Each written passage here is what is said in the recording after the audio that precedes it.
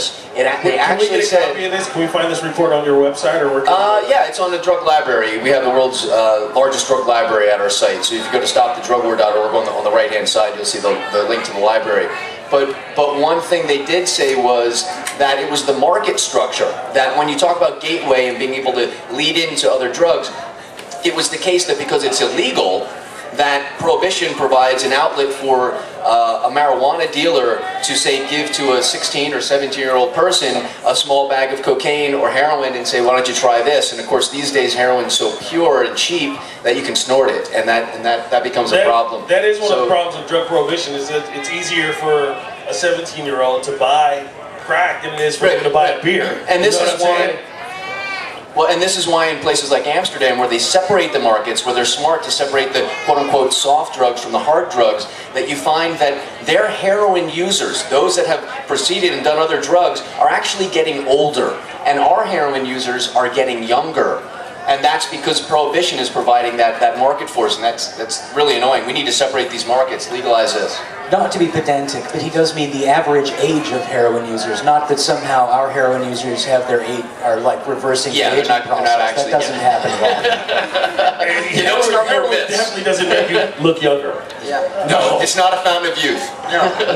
And in fact, on our website, FCDA, that's Family Council on Drug Awareness.org, we have a study there that shows that in Holland they found that the people who are most successful on getting off of hard drugs were the people who use marijuana as a drug substitute. And I think Mason will be able to tell you more about this. And in alcoholism as well, particularly for people with PTSD who use alcohol to self-medicate, they find marijuana works better and it reduces alcoholism amongst ex-vets and stuff like that. What's really interesting about the situation in Holland, though, was they found that one of the main reasons that the people who use marijuana were more successful at getting off drugs than the people who didn't was because the marijuana community looks down upon hard drugs. And they got in and moved from a group of people who were supportive of the use of hard drugs and would help them get hard drugs to a group that helped them get marijuana but put down hard drugs and didn't want to be around them when they did hard drugs. And probably displayed a little compassion, you know. Yeah, and people who use a lot of marijuana are well known for. Yeah, because in fact they discount the results to some extent because a lot of these guys got jobs growing pot or jobs at coffee shops, and they said, well, that doesn't count because they got other help. Yeah, it shouldn't count because you become a productive member of society. How should that count? How can you helping yourself be a better person ever count in a drug survey? It's preposterous, sir. Yeah. Now, I'm going to hold on for a second because that's one of the things that people. Wait, we have a question.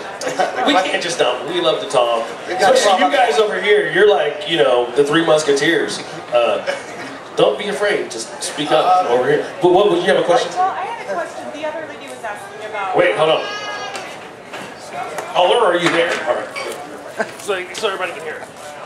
The lady over here was asking about if marijuana causes paranoia, but it sounds like what you're talking about a little bit now is that it might alleviate anxiety and paranoia, especially in maybe people getting off other drugs. They turn to marijuana to perhaps relax or feel a little bit more okay about life. So are yes, there you're correct.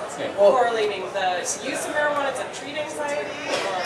Yes, it is used to treat anxiety, and particularly anger. It's one of the most successful drugs for anger management.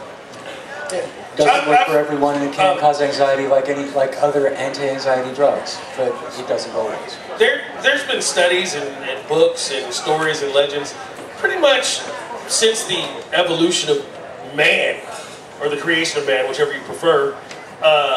People have tried to get high on whatever, licking toads, eating mushrooms, you know, figuring out ways to grow brandy in the middle of nowhere. People like an altered state every once in a while. And so really, I think sometimes it's about finding a good one.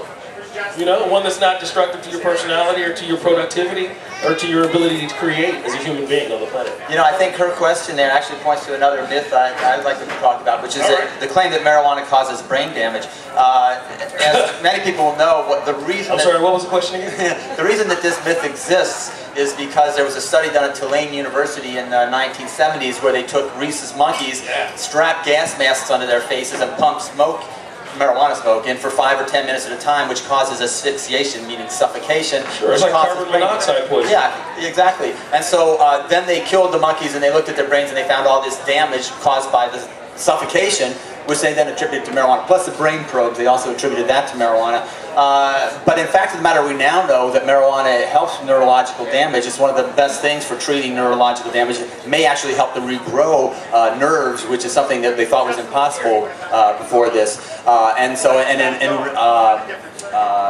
Israel, there's a lot of research being done right now because there's so many people who are traumatized by injuries and from the conflict in the Middle East, and they're giving, the military is one of the most interested in using it, and it's because it reverses brain damage, not because it causes it. Wow! So there you go. Marijuana makes you smarter. I knew it. I knew it. Yeah, sir. What about children?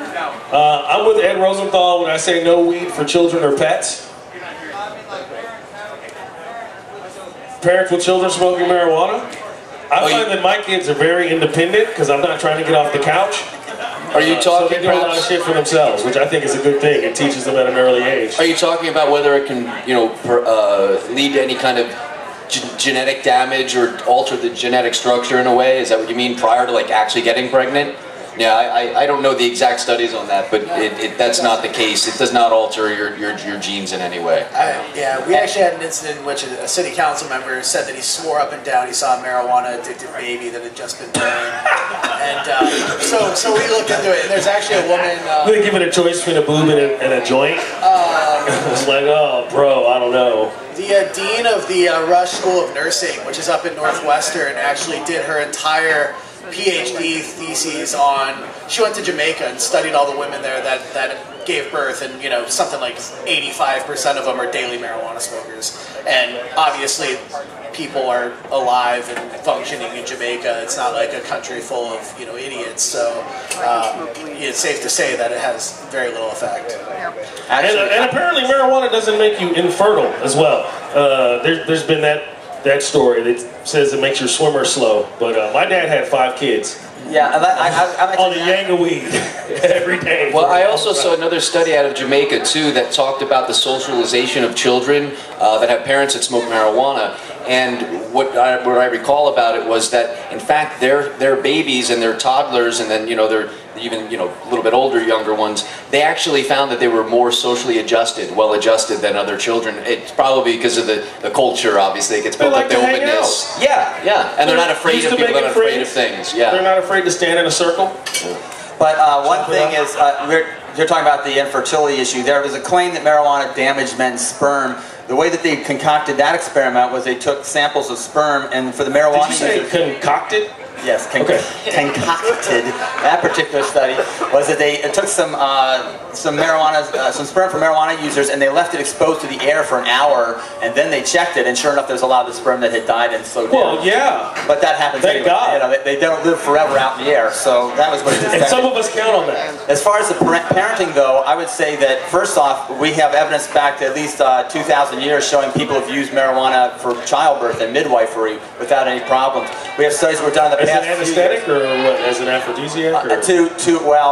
Without getting into too much detail, because it loosens up the muscles and allows women to have more gentle contractions, as it were. Yeah, speeds up the delivery process, but also for pain control and also for distraction.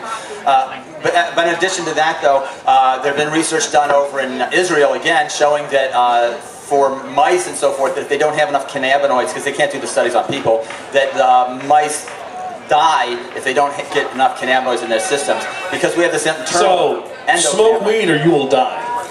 Because that's what we're saying. The mice keep enough cannabis in your bloodstream. No pressure. The mice whose endocannabinoid systems were damaged wouldn't suckle as well, and they didn't retain protein and nutrients as well, and so it actually turned out to be a lot better. And then one last point is that Mickey Norris over here, my wife, she has a project called the Cannabis Consumers Campaign, and we survey people, and you'd be amazed at how many people write to us and they say one of the things they find is really good about marijuana is that it makes them better parents because they can communicate with their children better. They're not as hostile when they get home. They're more willing to play and pay attention to their children. They're willing to play, for sure. Somebody get the blocks.